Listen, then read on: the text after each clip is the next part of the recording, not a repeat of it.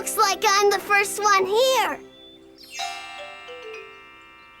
Hiya, Mac.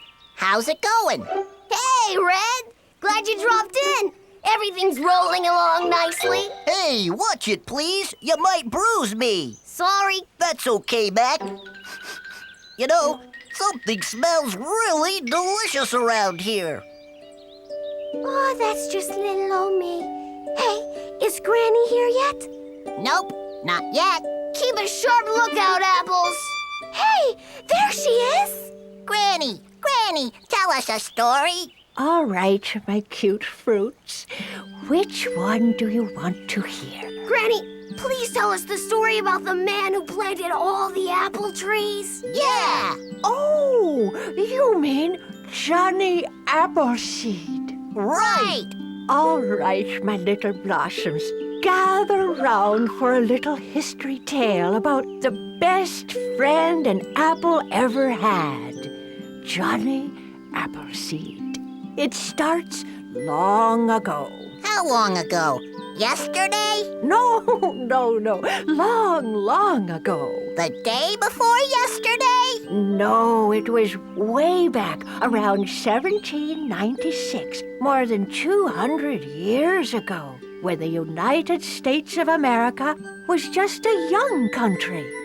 Way back then, things looked very different. Today we have highways and roads, cities and towns all across the country. But back then, most of the land was wilderness. Forests, deserts, plains, and mountains. And today, people are spread out all across America. But back then, most people lived close to the Atlantic coast. But things started getting a little crowded, so people began heading west to explore and search out new places for homes and farms. Now, these folks were called pioneers. And one of the very first pioneers to lead the way was a man named John Chapman. Wait a minute, Granny. Wasn't his name Johnny Appleseed? Well, child, his real name was John Chapman, but people called him Johnny Appleseed because of all the apple trees he planted. Johnny wanted to help the pioneers get a good start. He thought that if there were lots of apple trees in the territory where the settlers were moving, people would have something to eat while they settled in, you know. So he gathered together lots and lots of tiny apple seeds. And he put them in bags and started walking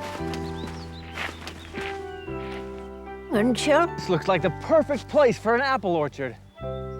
First, I better do some clearing.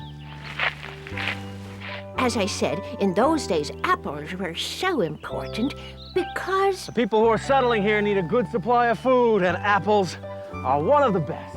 Remember, youngsters, on the frontier, there were no supermarkets to shop in, so the settlers had to grow their own food, and they didn't have refrigerators, so it was very helpful if the food they grew could be used in lots of ways throughout the year. So apples were perfect. You're looking good there, little sprout. One day you'll be big and tall, and there'll be apples like this growing all over you. Yes, apples. You eat them off the tree just as they are. You put them in a pie or a canning jar. And you don't need to eat them up real fast, 'cause apples last and last and last. They call me Johnny Appleseed. I love apples, yes indeed. A-P-P-L-E-S. Apples are the best. Make apple butter or apple sauce with apple cider to drink, of course. I plant my apple seeds here and there so apple trees will grow everywhere. They call me Johnny Appleseed. I love apples, yes indeed. A-P-P-L-E-S. Apples are the best. Johnny never stayed too long in any one place. For almost 50 years he traveled, made lots of friends, and gave away or sold lots of seeds and young saplings.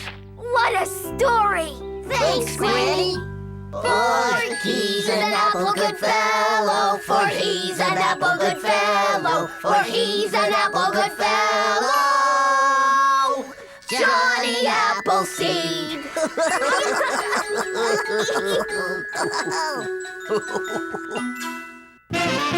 U.S., that's us. That's us.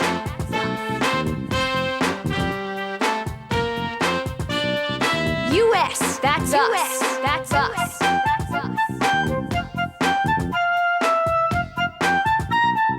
U.S., that's us. That's us.